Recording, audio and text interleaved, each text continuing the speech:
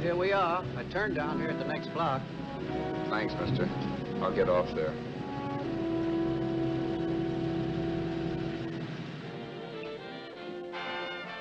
Want anything else? No. Hey, you. Me? Yeah, you. It's where you heading. East. Too bad. I thought if you was heading north, I might be able to help you out. I'm pushing to Salt Lake, and I don't like to ride it alone at night. I'm one of those guys that got to talk or I fall asleep.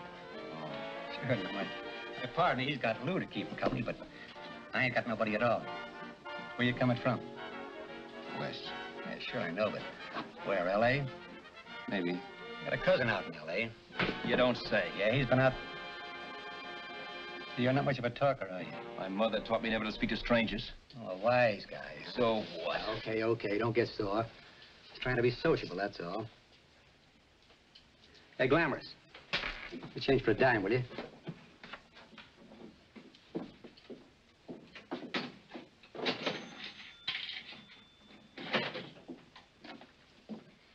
Let's have something quieter this time, Joe. My head's splitting. Is that what's wrong with it? Done with your coffee? No. And don't rush me, will you?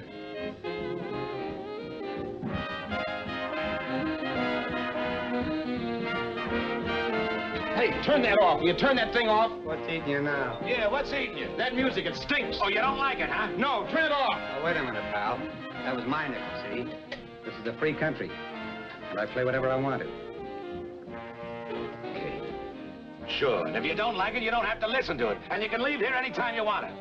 Okay, I'm sorry I asked. First good piece played tonight and you don't like it. Some people just ain't got any good taste.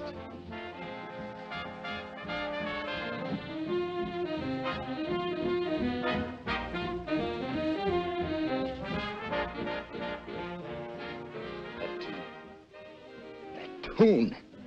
Why was there always that rotten tune? Following me around, beating in my head, never letting up.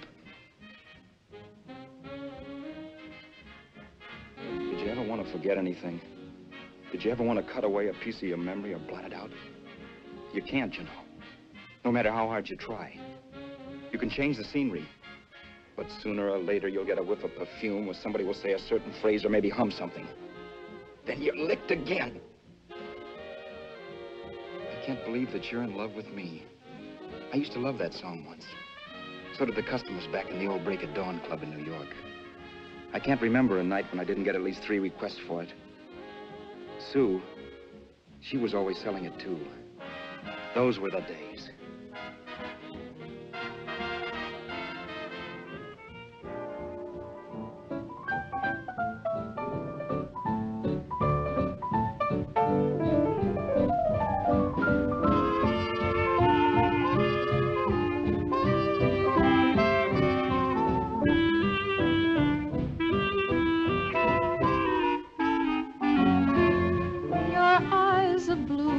Kisses too, I never knew I can't believe that you're in love with me. You're telling everyone you know that I'm on your mind each place you go. They can't believe that you're in love with me.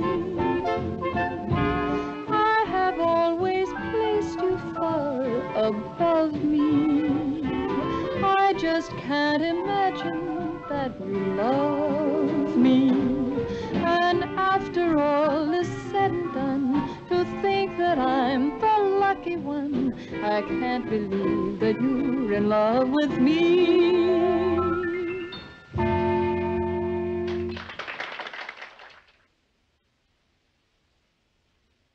It wasn't much of a club, really.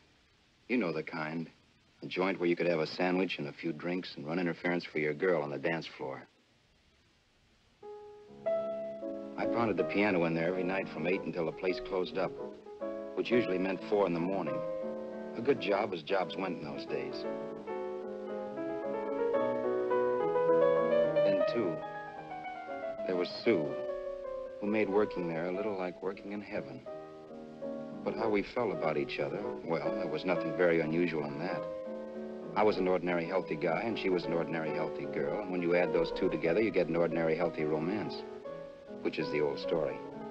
Sure, but somehow, the most wonderful thing in the world.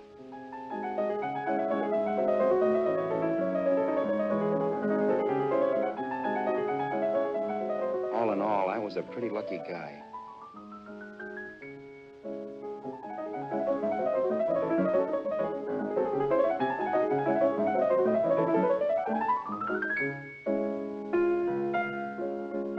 Mr. Paderewski, I presume. It's beautiful. You're going to make Carnegie Hall yet, Al? Yeah, as a janitor. I'll make my debut in the basement. I don't blame you for being bitter, darling, but you mustn't give up hope. Why, someday... Yeah, someday. If I don't get arthritis first. In the meantime, let's blow this trap.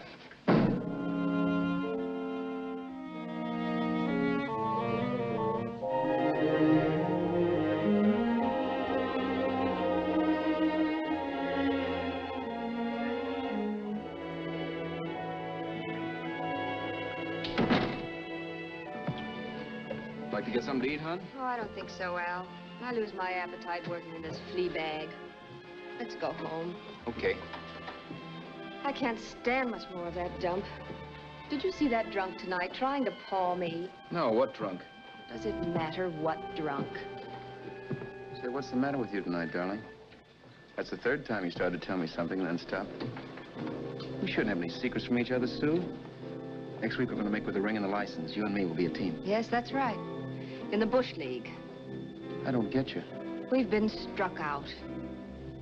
It's a funny way to talk, darling.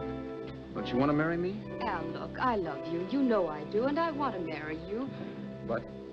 But not now. Only after we've made good. Sunday, I'm going away. Oh, I know you'll think it's silly. That's why I hesitated to tell you. But I'm going to California. I want to try my luck in Hollywood. That's the most stupid thing I ever heard of. Don't you know millions of people go out there every year and wind up polishing cuspidors? I thought you had better sense. You sound as if you don't think I have any talent. That has nothing to do with it. I'll make out all right. Maybe. But what about me? Doesn't it mean anything to you that you're busting up all our plans? We may not see each other for years? It won't be that long. I thought you loved me. I do. You know I do. Well, here we are. Al. Al, why can't you see my side of it? I'm young. We both are, and we've got all the time in the world to settle down. Really, darling, what I'm doing is the only sane thing to do. I hate the thought of being so far away from you, but we'll be together again someday. Maybe you'll decide to come out too later on. So long. Al, aren't you going to kiss me goodnight? Sure, why not? Good night.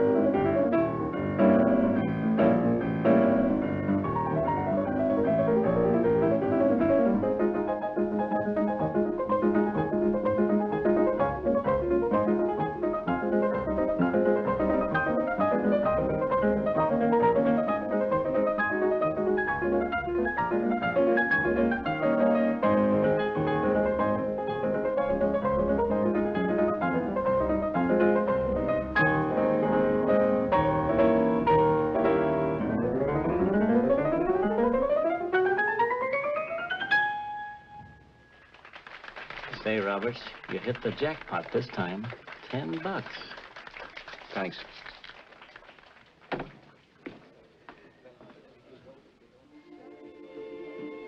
So when this drunk handed me a 10 spot after a request, I couldn't get very excited. What was it, I asked myself? A piece of paper crawling with germs. Couldn't buy anything I wanted. It couldn't... Then I thought of something.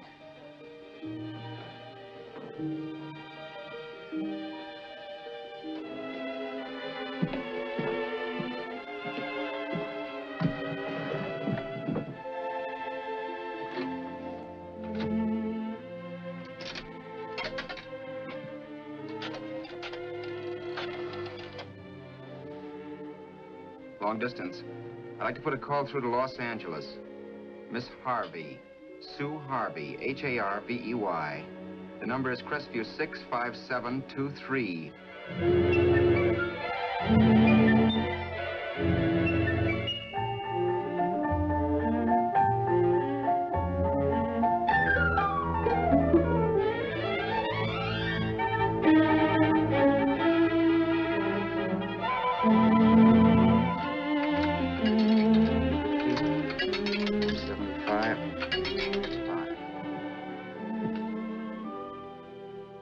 Hello, Sue? This is Al. Oh, baby, it's great to hear from you, too. What's that? You do? Oh, me too, darling. I thought I'd go batty without you. I just had to... Huh? You're working as a hashlinger? Gee, honey, that's tough. Those guys out in Hollywood don't know the real thing when it's right in front of them. You just stick it out, Sue, baby. Keep going around to those casting offices. I'm sure you'll click. Look, I'll tell you what. You stay put out there. I'll come to you. No, don't try to stop me. Just expect me. Train? Who knows? Train, plane, bus, magic carpet. I'll be there if I have to crawl. If I have to travel by pogo stick. And then, let's get married right away, huh? That's the stuff. That's what I've been wanting to hear you say. Well, goodbye for now. I'll be seeing you soon. Yeah. Bye. The only way I could cross country was to thumb rides. For even after hawking everything, I only had enough money to eat. Money. You know what that is. It's the stuff you never have enough of. Little green things with George Washington's picture that men slave for, commit crimes for, die for. It's the stuff that has caused more trouble in the world than anything else we ever invented. Simply because there's too little of it. At least I had too little of it. So it was me for the thumb.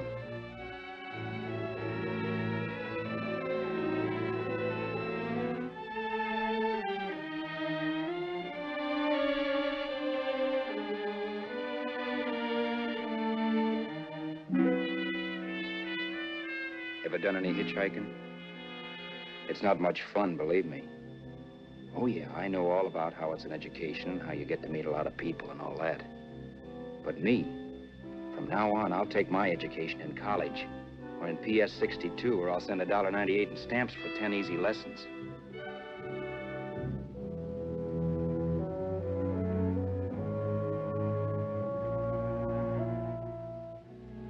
Thumbing rides may save your bus fare, but it's dangerous. You never know what's in store for you. You hear the squeal of brakes. If only I had known what I was getting into that day in Arizona. Here, throw that in the back seat. Okay, let's go. Make sure that door's closed.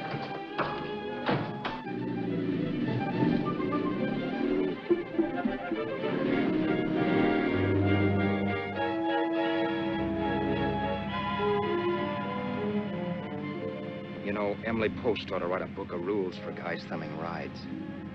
Because as it is now, you never know what's right and what's wrong. We rode along for a little while, neither one of us saying anything. I was glad of that.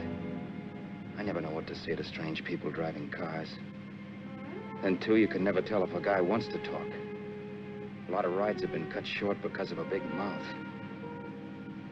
So I kept my mouth shut until he started opening up. Hand me that little box in the compartment, will you, pal?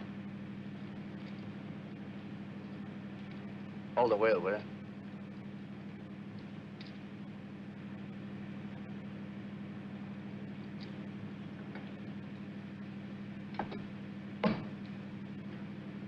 How far are you going? L.A.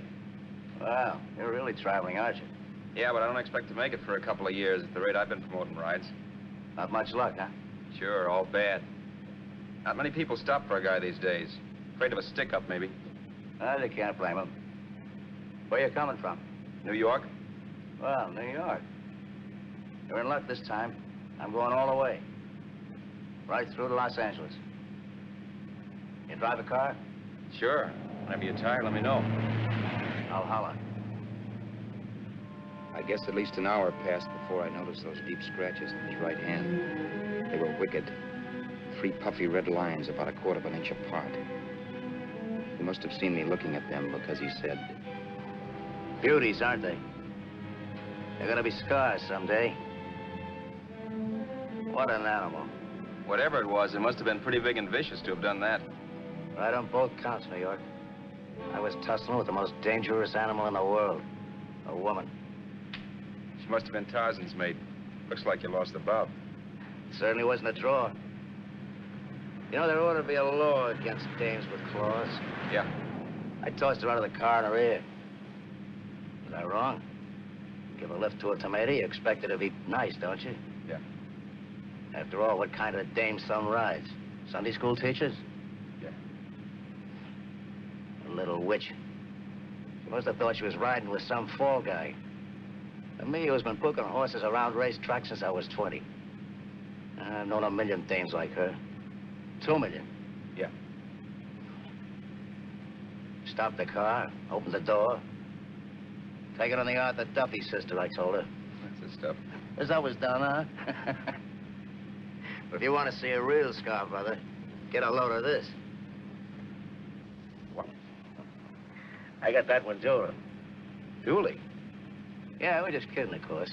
My dad owned a couple of Franco-Prussian sabers. Kept them on the wall for decorations. Well, one day, another kid and I took them down when the old man wasn't around. Had a duel. He got me in the arm here. Pretty mean cut. Infection set in later. Yeah, I can see that. Now, give me that box again, will you? Yeah.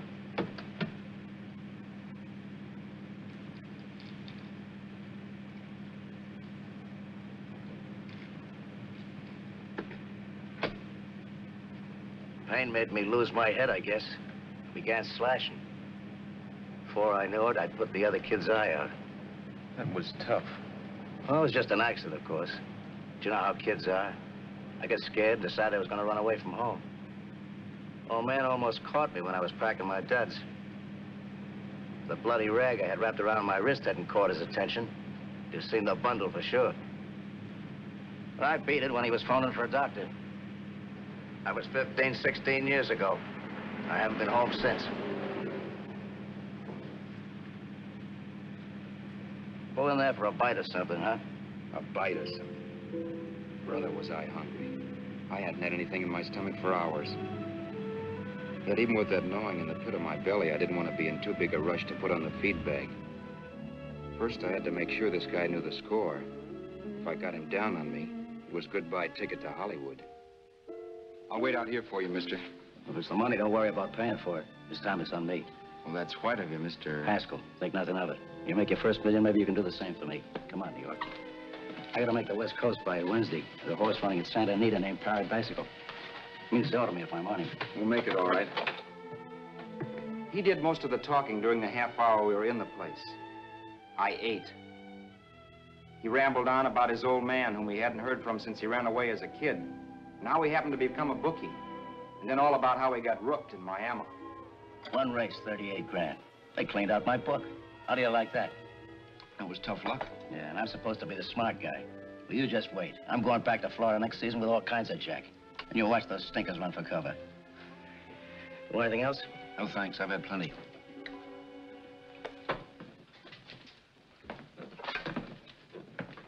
That check there, sister? Oh, just a minute. Your change, sir. Keep it, sister.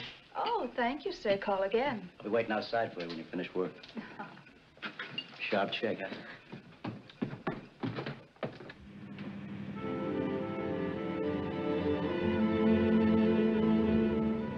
up all that night while Haskell slept like a log. After a while, I began to get sleepy myself. I was happy, though. Soon I'd be with Sue again. The long trip was practically over, and there'd be no more hoofing it down the concrete. I began to think of the future, which couldn't have been brighter if I'd embroidered it with neon lights. It was nice to think of Sue shooting to the top. It's amazing what a full belly can do to your imagination. Your eyes are blue, your kisses too. I never knew what they could do. I can't believe that you're in love with me. You're telling everyone you know I'm on your mind each place you go. I can't believe that you're in love with me.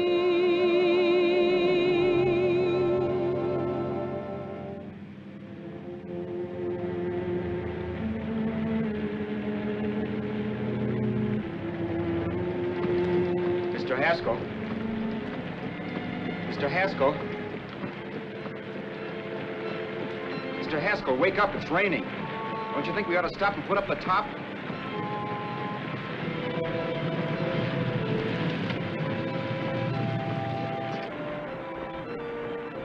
Mr. Haskell, I'm going to put up the top.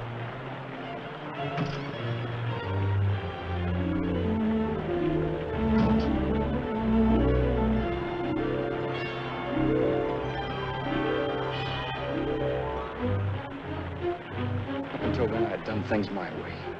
But from then on, something else stepped in and shunted me off to a different destination than the one I had picked for myself. For when I pulled open that door. Mr. Haskell, what's the matter? Are you hurt?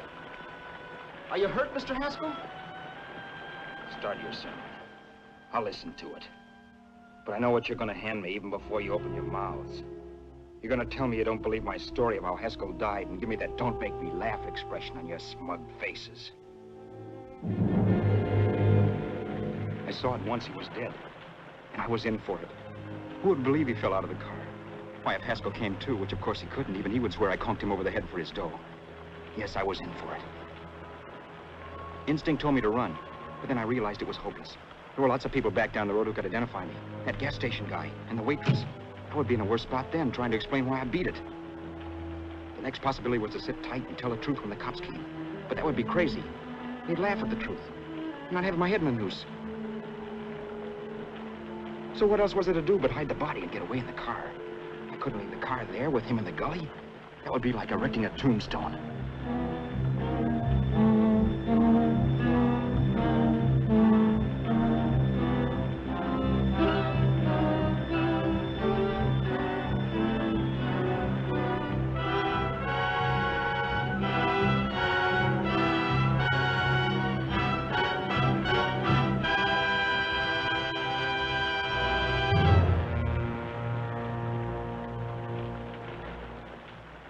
My idea was to cover him with brush, not to rob him. But then I remembered that even if I only drove the car for 100 miles or so, I would need money for gas. Besides, it was stupid of me to leave all that money on a dead man. Not only that, I'd have to take his driver's license in case I was stopped for something. I didn't like to think about it, but by that time I'd done just what the police would say I did, even if I didn't. My clothes. The owner of such an expensive car would never be wearing them. Some cop might pull me in on suspicion.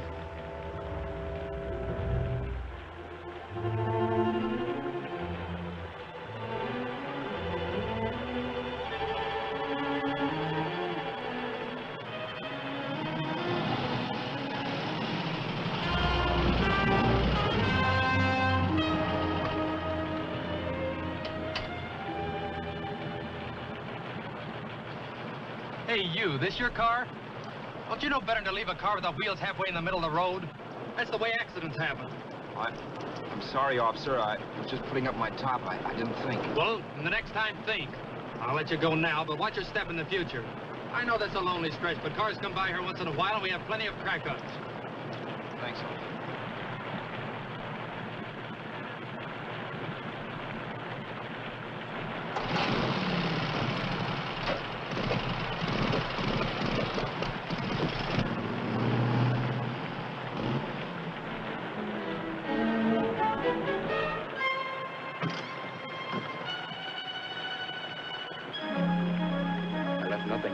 give me away as Roberts.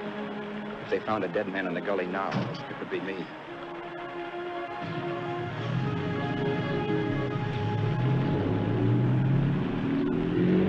As I drove off, it was still raining. The drops streaked down the windshield like tears.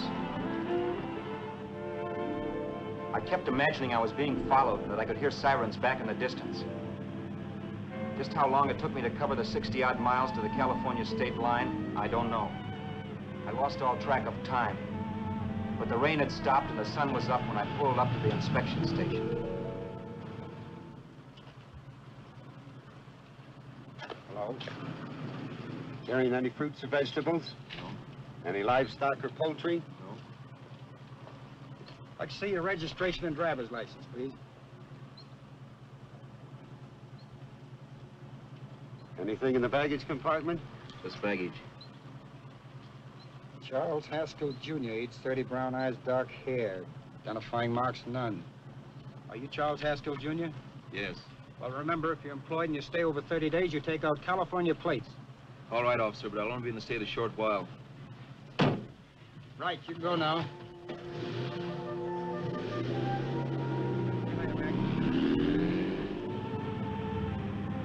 I couldn't drive any farther without some sleep. Cops or no cops, I knew I had to hit the hay and hit it hard. I was dead tired.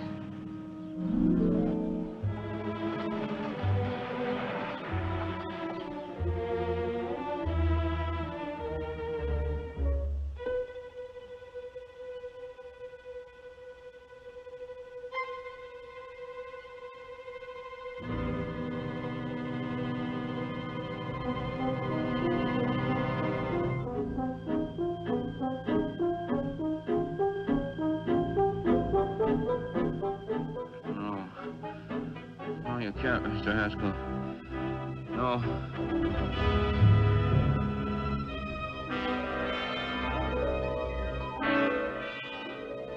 Mr. Haskell, you can't die. I think I did it. No, Mr. Haskell. No. No.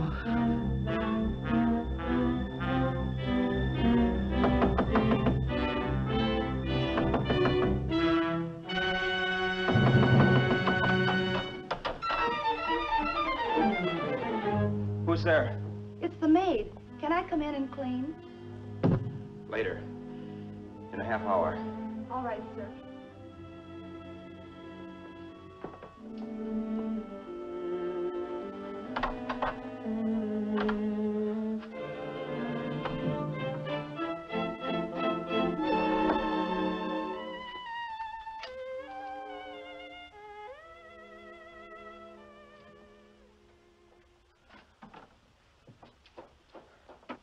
There was no time to lose. Every minute I had to be Charles Haskell was dangerous. And I'd have to be Charles Haskell until I got to some city where I could leave the car and be swallowed up.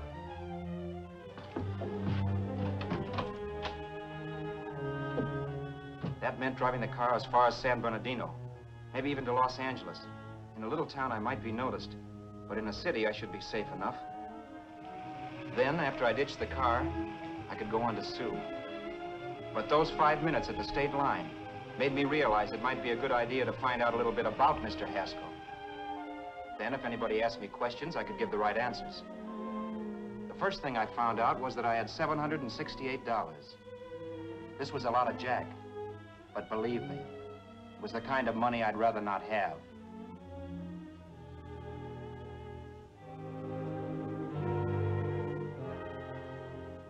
And then I found out from a letter Haskell was carting around in his bag that he wasn't the open-handed, easygoing big shot who went around buying dinners for strange hitchhikers. Before I got done reading it, I saw him more as a chiseler. It was written to his old man in California, the one he hadn't seen in so many years. In it, Haskell posed as a salesman of hymnals, of all things. It was easy to see where Haskell expected to raise a new stake for his book in Miami by rooking his old man. That was about all I found out from his effects, and it was enough. I told myself, maybe old man Haskell was lucky his son kicked off. He would never know it. but it saved him from taking a flyer in sacred literature preferred.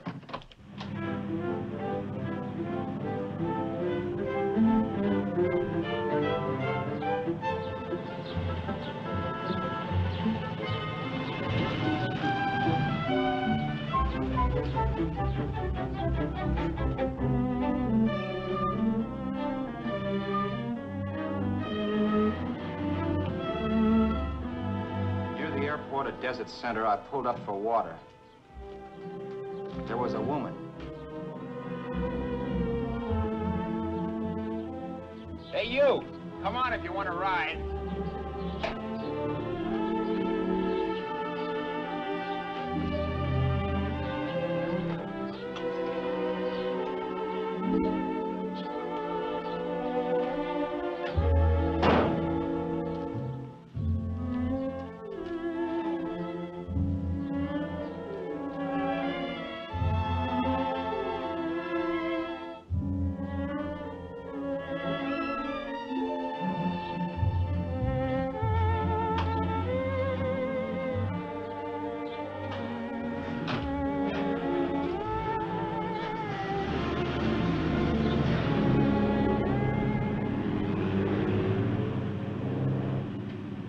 How far are you going? How far are you going? That took me by surprise, and I turned my head to look her over. She was facing straight ahead, so I couldn't see her eyes. But she was young, not more than 24. Man, she looked as if she'd just been thrown off the crummiest freight train in the world. Yet, in spite of this, I got the impression of beauty. Not the beauty of a movie actress, mind you, or the beauty you dream about when you're with your wife, but a natural beauty. A beauty that's almost homely because it's so real. Then suddenly she turned to face me. How far did you say you were going? Los Angeles? L.A.? L.A.'s good enough for me, mister. That's what I was afraid of. What'd you say? Oh, nothing, just thinking out loud. People get in trouble for doing that. What's your name? You can call me Vera if you like. You live in Los Angeles? No. Where are you coming from? Oh, back there. Needles? No. Oh, sure, Phoenix. You look just like a Phoenix girl. Are the girls in Phoenix that bad? The girl must have been pretty tired, because she fell asleep not 20 minutes after she stepped into the car. She lay sprawled out with her head resting against the far door, like Haskell. I didn't like that part of it much, but I didn't wake her up. It wasn't that this girl still worried me. I'd gotten over that funny feeling I had when she looked at me, which I put down as just my jangled nerves. With her eyes closed and the tenseness gone out of her, she seemed harmless enough. And instead of disliking her, I began to feel sorry for her. The poor kid probably had had a rough time of it. Who was she anyway? And why was she going to Los Angeles? And where'd she come from in the first place? The only thing I knew about her was her name. Not that it made any difference. A few hours more and we'd be in Hollywood. I'd forget where I parked the car and look up Sue. This nightmare of being a dead man would be over. Who this dame was, well, it was no business of mine. Where did you leave his body? Where did you leave the owner of this car? You're not fooling anyone. This buggy belongs to a guy named Haskell. That's not you, mister. You're out of your mind. That's my name, Charles Haskell. I can prove it. It's my driver's Save license. yourself the trouble, mister. Having Haskell's wallet only makes it worse. It just so happens I rode with Charlie Haskell, all the way from Louisiana. He picked me up outside of Shreveport. You rode? You heard me. Then it all came back to me. All the talk about dueling and scars and scratches. There was no doubt about it. Vera must be the woman Haskell had mentioned. She must have passed me while I slept. Well, I'm waiting. My goose was cooked. She had me. That Haskell guy wasn't dead yet. He wasn't stretched out stiff and cold in any Arizona gully.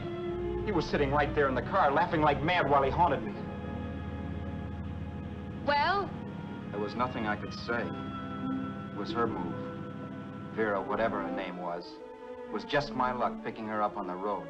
It couldn't have been Helen, or Mary, or Evelyn, or Ruth. It had to be the very last person I should ever have met. That's life. Whichever way you turn, fate sticks out a foot to trip you.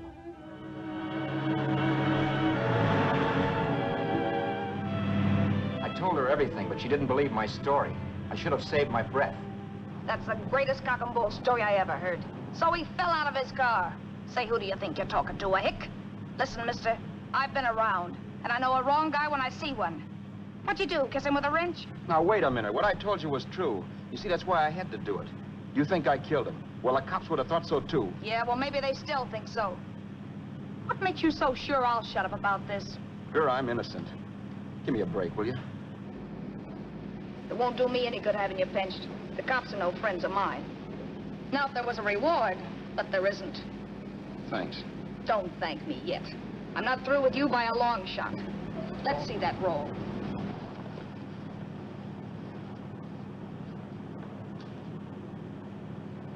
Is that all Haskell had? Isn't it enough? No, I thought he had more. Not that I know of. You can search me. You think I'm holding out on you? Well, maybe I will at that. He told me he was going to bet $3,000 on a horse named Paradisical on Wednesday at Santa Anita. He was stringing you along. He meant 300. Maybe. Sure, $3, 300. He was a piece of cheese, a big blowhard. Listen, mister, don't try and tell me anything about Charlie Haskell. Remember, I knew him better than you did. Okay, then you knew he was a four-flusher. That explains the $3 bet. I'm not so sure he didn't have that $3,000. Why should I believe you? You got all the earmarks of a cheap crook. Now, wait a Shut minute. up. You're a cheap crook and you killed him. For 2 cents, I'd change my mind and turn you in. I don't like you. All right. Don't get sore. I'm not getting sore, but just remember who's boss around here. If you shut up and don't give me any arguments, you'll have nothing to worry about. But if you act wise, well, mister, you'll pop into jail so fast it'll give you the bends. I'm not arguing. Well, see that you don't. You know, as crooked as you look, I'd hate to see a fella as young as you wind up sniffing that perfume that Arizona hands out free to murderers. I'm not a murderer. Of course you're not. Haskell knocked his own head off. He fell, that's how it happened, just like I told you. Sure, and then he made you a present of his belongings. I explained why I had to do skip that. it. Doesn't make a difference one way or another. I'm not a mourner. I liked Haskell even less than I like you. Yeah, I saw what you did to him. What do you mean? Well, scratches on his wrist. Sure, I scratched him. I'll say you did. So your idea was to drive the car a little way, maybe into San Bernardino, and then leave it. You weren't gonna sell it? Sell it?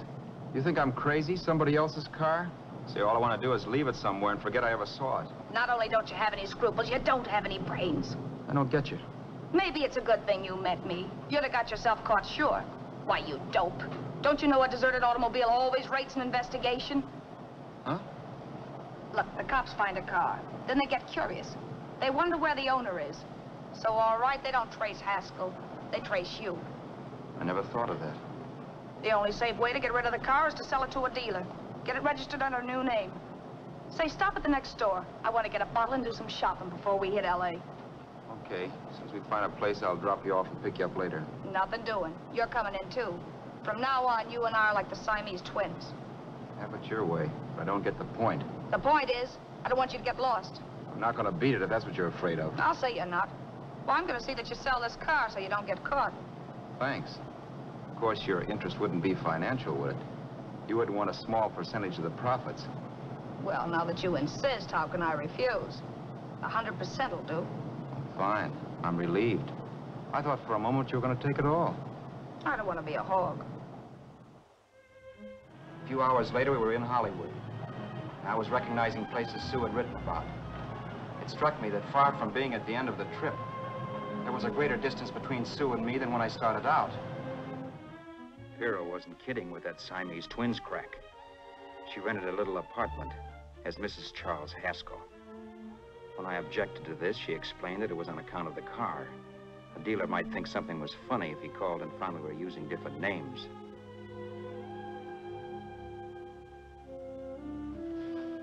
Home, sweet home. Yeah. Not bad either.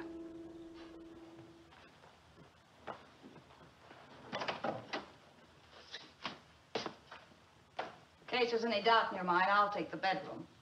Yeah. Sure is stuffy in here.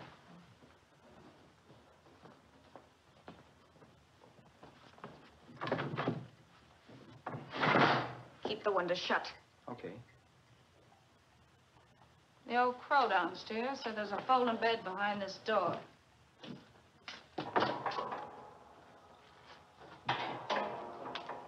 You know how to work it? I invented it. Some joint. One can't have everything.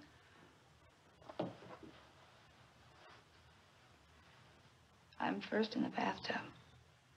I don't know why, but I figured you would be.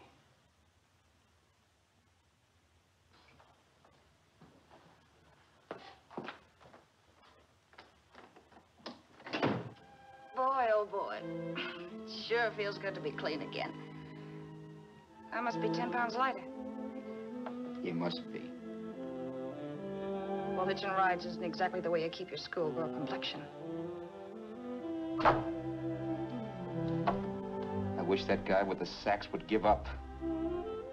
Gets on my nerves. Forget it. Have a drink. Aren't you afraid I might take you up on it? If I didn't want to give you a drink, I wouldn't have offered it. Why be a sorehead, Roberts? You got yourself into this thing. You should be grateful I'm not turning you in. Why, if I wasn't regular, you'd be in the pen this minute, being photographed, fingerprinted, and being pushed around by the cops. So cheer up. Get rid of that long puss. Or is your conscience bothering you?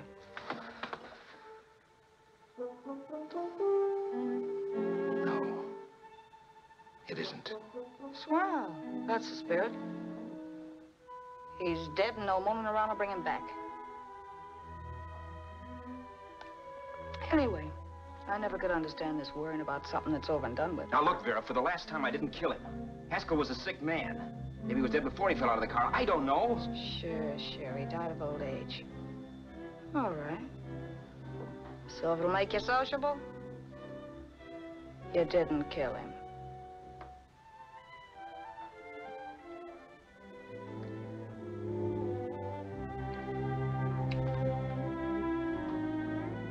Thanks.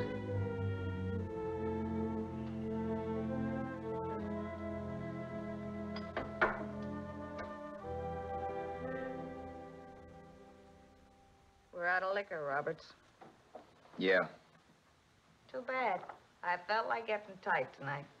Well, I think you succeeded. Am I tight? As a prima donna's corset. That's good. I wanted to get tight. Why?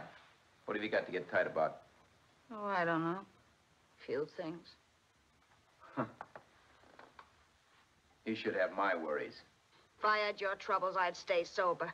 And I've got the key to that door. Yeah.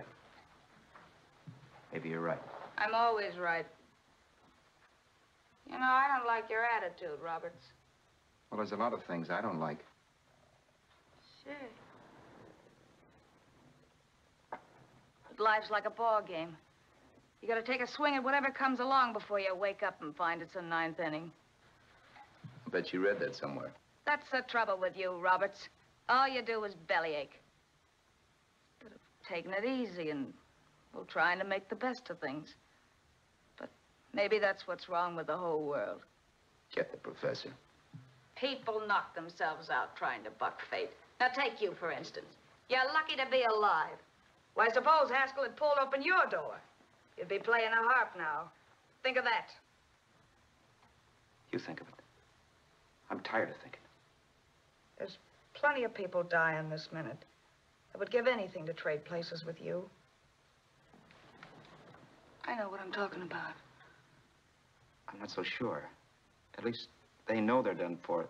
They don't have to sweat blood wondering if they are. Your philosophy stinks, pal. We all know we're going to kick off someday. It's only a question of when. But what's got us on this subject anyway? We'll be discussing politics next. Yeah. Where'd you hide the butts? On the table, sucker.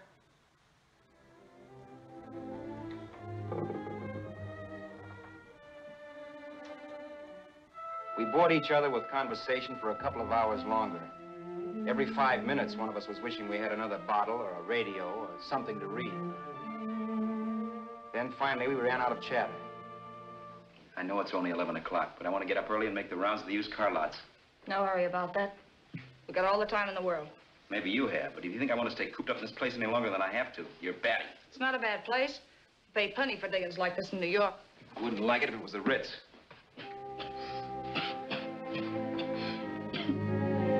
Rotten liquor. You got a mean cough. Want to do something about it. That'll be all right. That's what Camille said. Who? Nobody you know. Wasn't that the dame that died of consumption? Yeah. Wouldn't it be a break for you if I did kick off? You'd be free with all Haskell's dough and car. I don't want to see anybody die. Not even me. Especially not you. One person died of me. If you did, well, that's all I need. You don't like me, do you, Roberts? Like you. I love you. My favorite sport is being kept prisoner. After we sell the car, you can go to blazes for all I care, but not until then.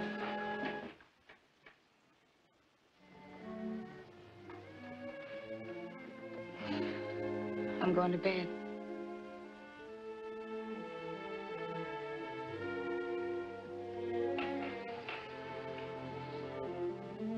Good night, Roberts. Don't try and sneak away during the night. All the doors are locked.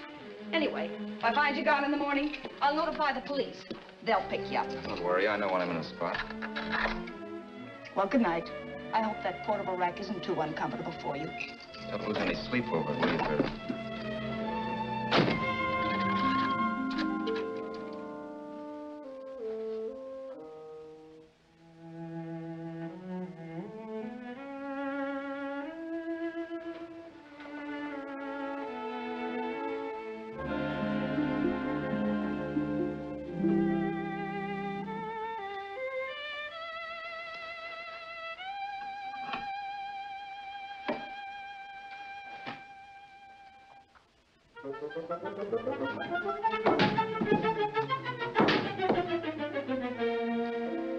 Crestview.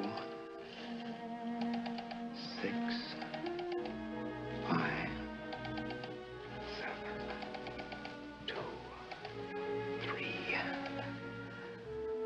Hello? Hello? Hello? Hello?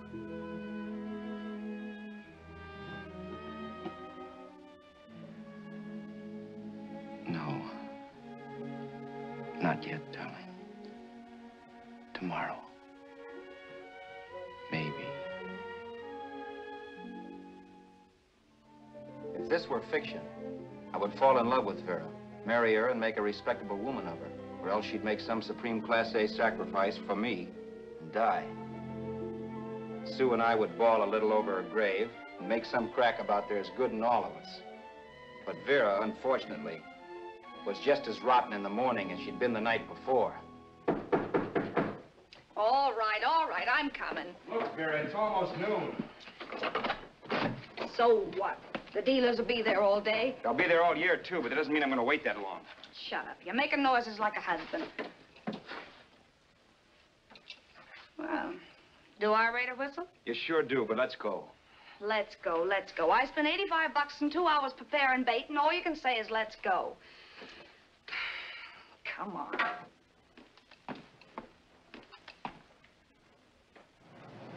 We passed a few used car lots last night down this way. What do you think we can get for this heap? I don't know. Plenty. You just let me handle everything. Think we can get $2,000?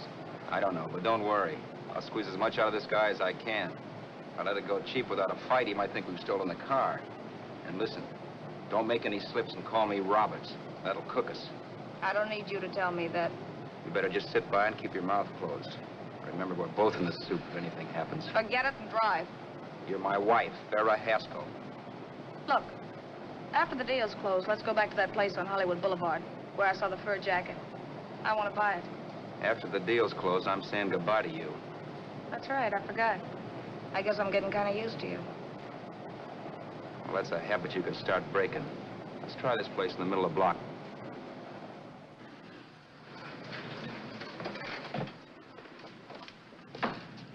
Good afternoon. What can I do for you? We're interested in selling a car. If the price is right. Well, if it's in good mechanical condition, it should blue book for about $1,600. Tony, take a look at this motor. $1,600. Are you kidding?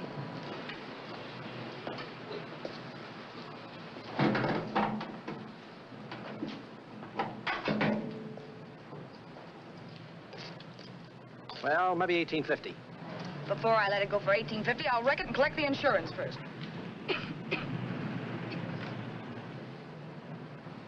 Lady, this motor's seen a lot of driving.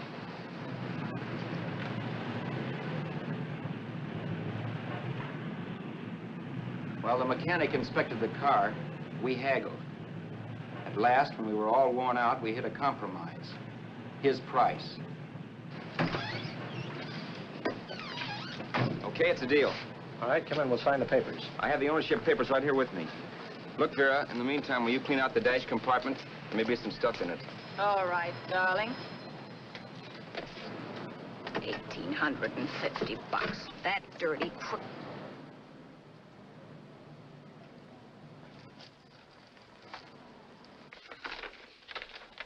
New York, huh?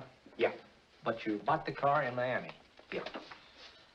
Well, now let's see about the insurance. We can either have it transferred or canceled. What kind of insurance do you have, Mr. Haskell? Well, aren't all the papers there? I don't see any. Surely you know what type of insurance you carry in the car. The name of the company? Yeah, but, Well, if you'll just tell me the name of the company, I'd be very glad to take care of all the details. well, Did you sign the papers yet? not yet. Well, don't. We're not selling the car. Well, wait a minute, Miss Haskell. Come on, darling. What's the matter? You changed your mind? Yes, I'm sorry. I guess I have. But, Vera... Let's go.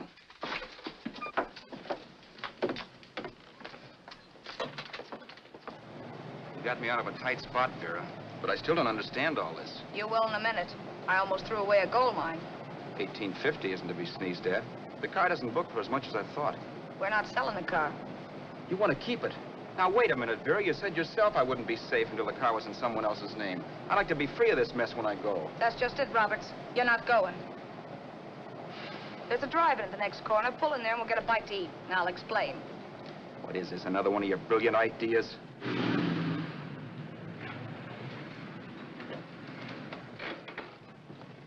Oh, may I take your order? Make mine a ham sandwich and coffee. And for you, sir? Oh, I don't care. The same. Thank you.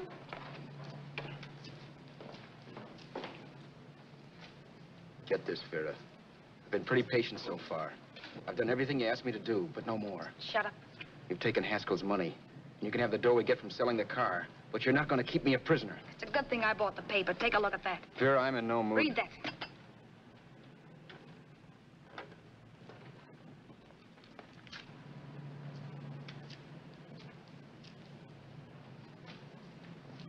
No. Yes. No, I won't do it. Yes, you will. You think I'm crazy? It's impossible, I tell you. Excuse me.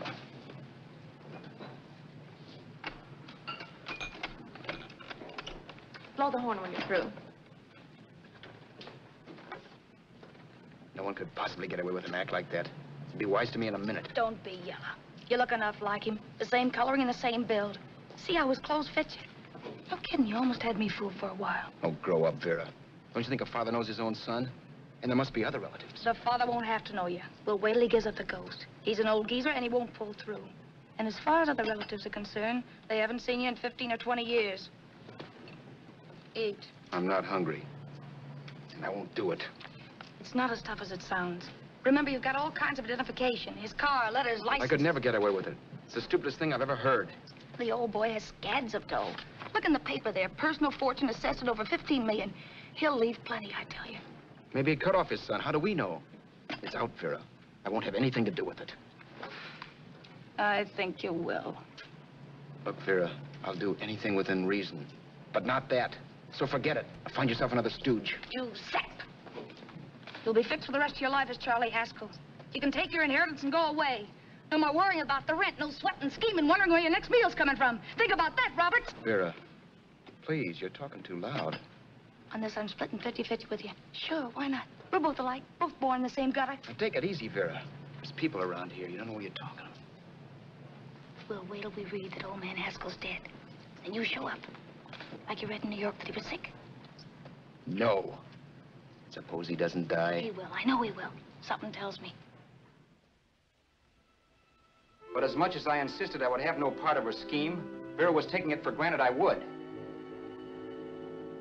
Neither of us had our mind on the cards as we played that night. I knew we were just trying to kill time between newspaper editions. This was a death watch for Vera. Maybe it was for me, too. Don't you realize if I'm caught, they'll want to know where I got the car and stuff, and they'll have me on a murder charge. If you're smart, you won't get caught. I knocked with 7. And if I'm caught, don't you realize you'll be out, too? 18 points, that gives me 30. How will I be out? You'll be out $1,850 we would have gotten on the car. Really, Vera, you'd be an awful chump if you threw away all that dough on a dizzy long shot. Let me sell the bus tomorrow. With the money it'll bring and what you've already got, a clever kid like you can run it up in no time. Then we'd both be in the clear. I'll be in the clear anyway. Maybe. Maybe. But if I got caught, I'd get good and sort you, you know. You mean you'd squeal? Well, no, not squeal exactly. Never mind what you meant. Even if you did tell the cops I was in on it with you, what could they do to me? They might give me the same medicine they gave you. Yeah. A rope. But I'm on my way anyhow. All they'll be doing will be rushing it. All right. But think of the $1,850 you'd lose. You'd kick yourself along the block if you ever let it get away from you. I'll take the chance. Want another drink? You're being a goon. That's the way people wind up behind the 8 ball. Once they get a few dollars, they become greedy and want more. My. Caesar. Who? You know that Roman general? He got his for being greedy. He wasn't satisfied, so the final wind-up was he took the count. A couple of days ago, you didn't have a dime. Why, you were so broke you couldn't pay cash for a postage stamp. Now you've got almost $700 with $1,850 in the offing. Take my advice. Don't try for more. I'm tired of this game. Let's have some blackjack. Play solitaire. Okay, I will if that's the way you feel about it. That's the way I feel about it. Getting sore and throwing things won't help much, Roberts. I'm really doing you a favor. I help you out of a jam by keeping my mouth shut. I show you how to make some soft money. And what thanks do I get? Thanks. Sure. Or would you rather call the cops and tell them you killed a man and stole his money? I didn't kill anybody. Yes, you did. No, I didn't. You know I didn't. All right, then. Suppose I call the cops. If you're innocent, what do you got to be scared of? Okay. Call him, you mutt. Go ahead and call him. See if I care. At least they'll give me a square deal. You want me to call them? You heard me. But I'm warning you. If I'm pinched, I'll swear you were in on it. I'll say that you helped me. If I fry, I'll get even with you. You wouldn't dare. You didn't. Yeah? Then try it and see. Call him. Yeah. Okay, I will.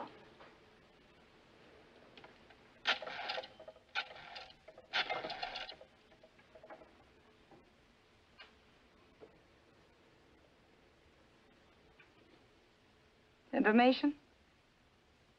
I want the number at the Hollywood police station. Okay, I got it. Thanks. Wait a minute, Vera. You wouldn't do that. Oh, wouldn't I? Give me that and I'll show you if I would. Take it easy now. Let's talk this over. This was early in the evening, and the conversation, while hectic, was at least pitched low. But as the minutes passed, and more obstacles to her plan popped into my head, the air got blue. Each word coming from our lips cracked like a whip. I reminded her that as Charles Haskell, I didn't even know my mother's name, where I'd gone to school, the name of my best friend, whether I had an Aunt Emma or not, my religion, and if I'd ever owned a dog.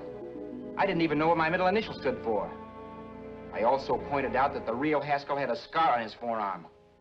His people never saw that scar. He told me he ran away right after putting out the kid's eye. Yeah, but his father knew he was cut. It'd have to be some kind of a mark. So what? The old man's dead, or will be. I hope by tomorrow morning's papers. Anyway, you could cut yourself a little, couldn't you?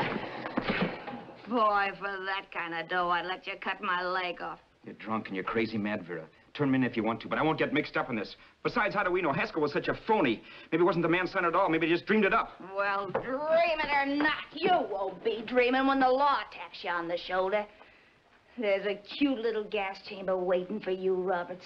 And I hear extradition to Arizona's a cinch. Where's that phone? Vera! Leave me alone. Vera! Here. I want a phone. Call police. I hate you, yellow stinker. You leave me alone. I'll let you alone. You promise to leave the phone where it is. You're drunk. You don't know what you're doing. You're hurting me. Will you promise? All right.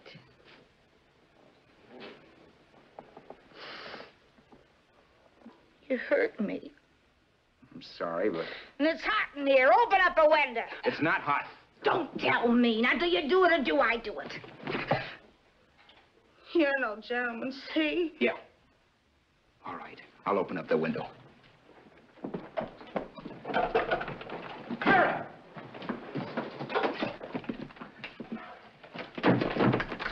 Vera, open the door.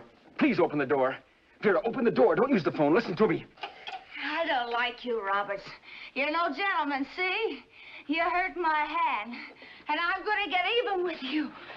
If you don't open the door, I'm going to kick it down, Vera. Vera, don't call the cops. Listen to me. I'll do anything you say. Vera, let me in. I'll break the phone.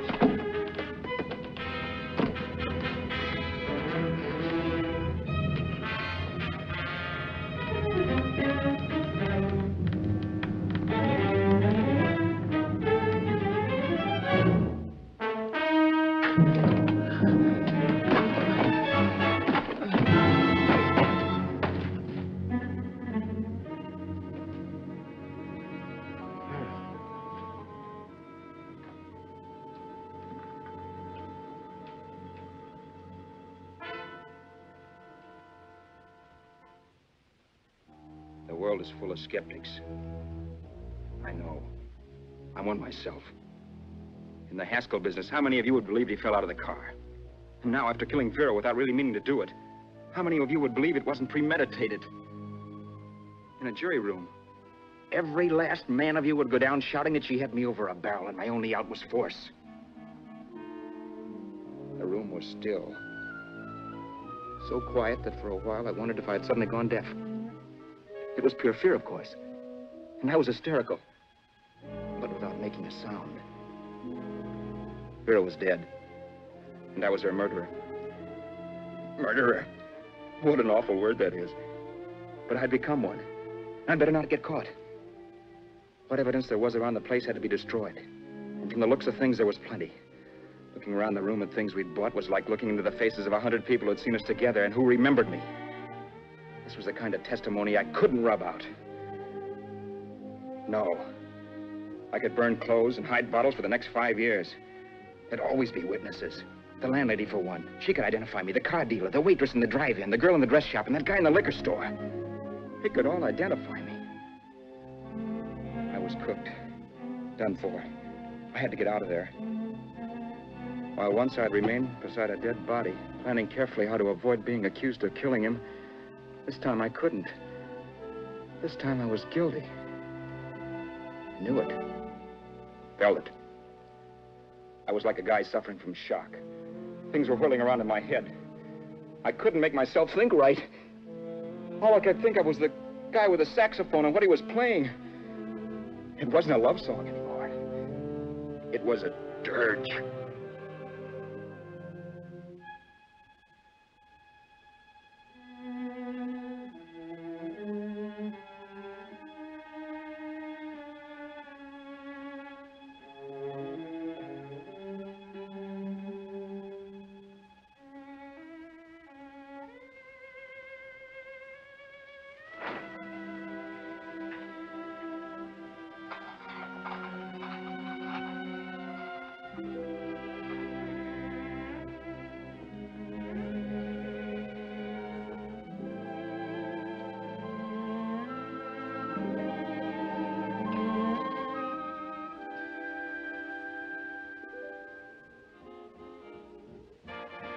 My problems weren't solved.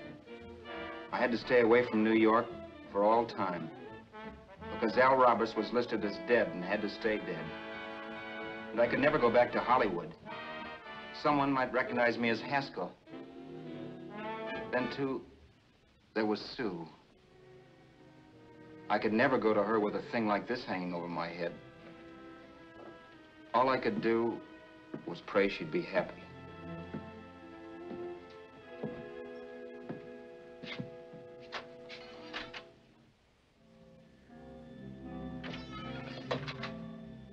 I was in Bakersfield before I read that Vera's body was discovered.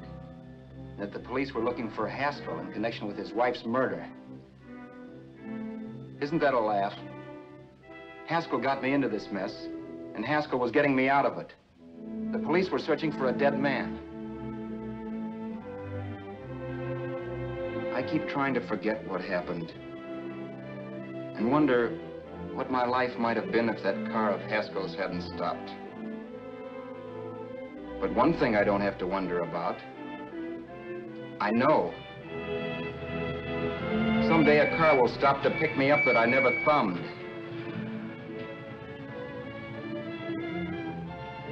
Yes. Fate, or some mysterious force, can put the finger on you or me for no good reason at all.